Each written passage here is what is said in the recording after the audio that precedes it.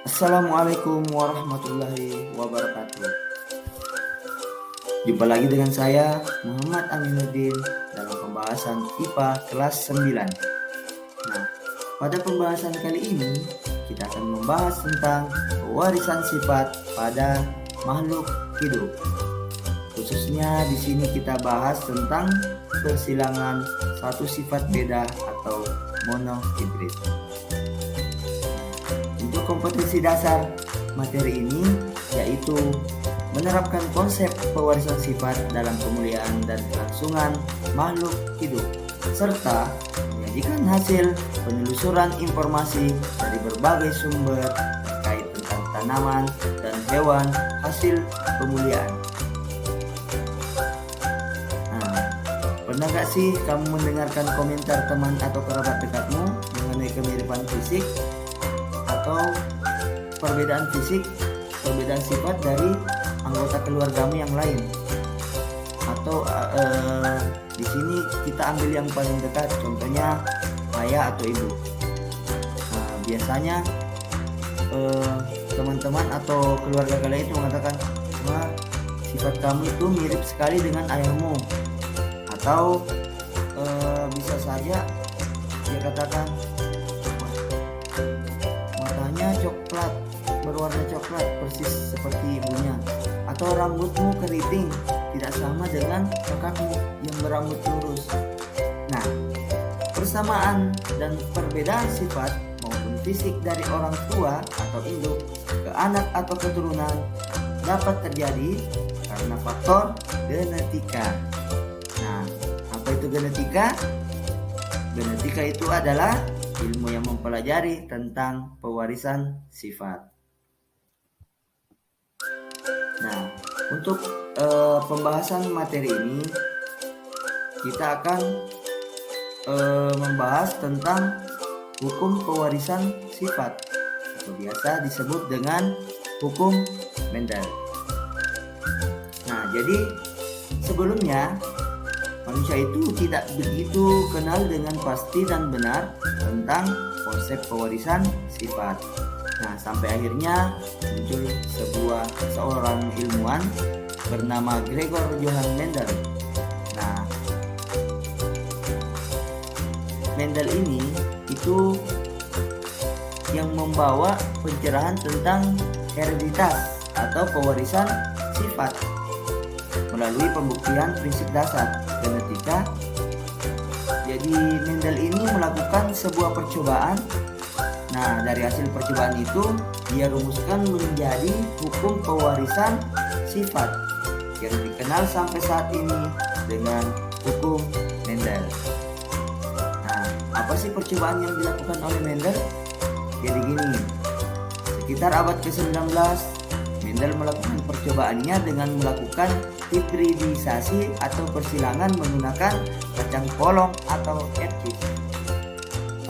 Mendel sengaja memilih beberapa kacang ercis dengan karakteristik berbeda.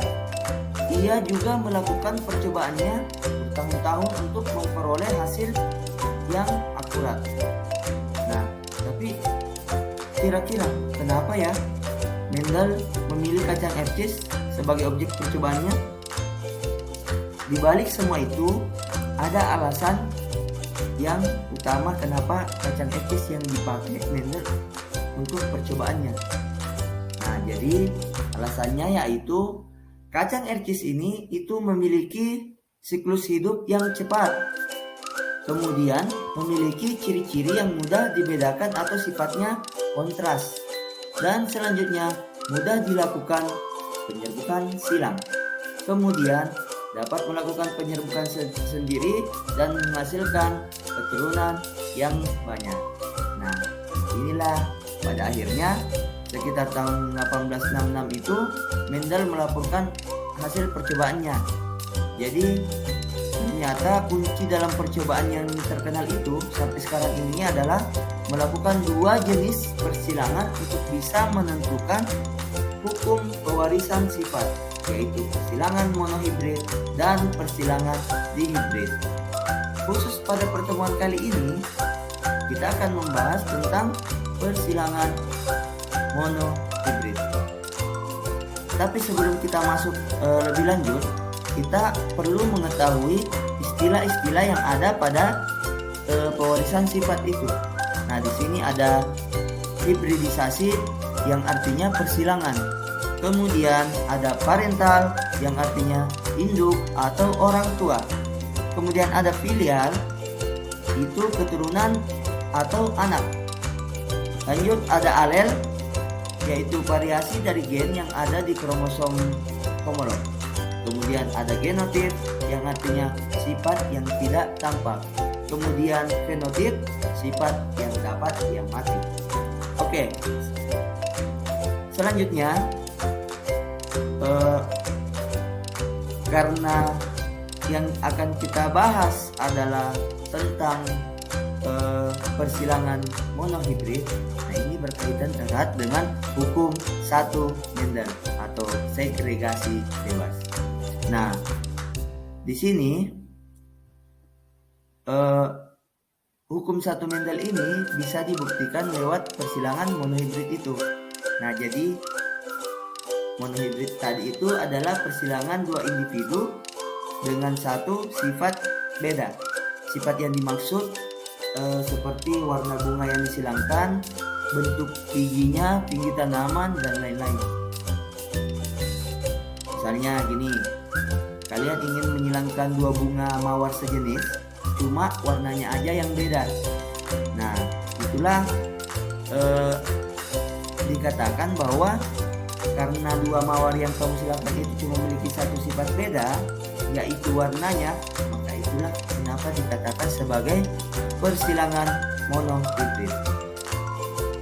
Nah, supaya lebih kebayang, kita ambil contoh dari percobaan Mendel tentang persilangan tanaman erkis bunga ungu dan putih. Nah, ini kita bisa lihat. Jadi awalnya di Mendel ini memotong serbuk sari dari erkis bunga ungu dan menyisakan putihnya. Kemudian sebaliknya pada erkis bunga putih yang dipotong adalah putihnya saja. Nah, erkis bunga ungu dan erkis bunga putih ini yang disilangkan ini disebut induk atau parental 1. Ternyata dari hasil persilangan tersebut menghasilkan keturunan pertama atau filial.